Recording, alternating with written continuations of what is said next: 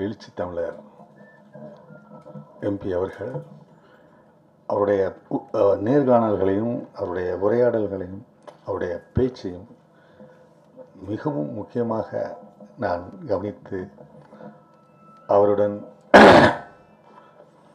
அவருக்கு ராஜன் சார் சொன்ன மாதிரி அவர் அனைவருக்குமான தலைவர், பொதுவான தலைவர்.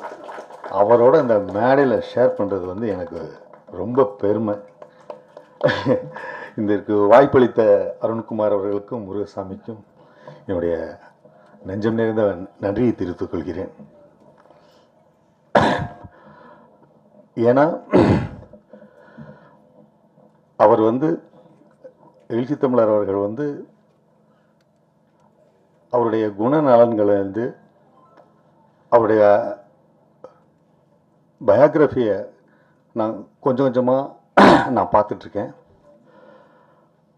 அவர் அவருடைய அந்த பணி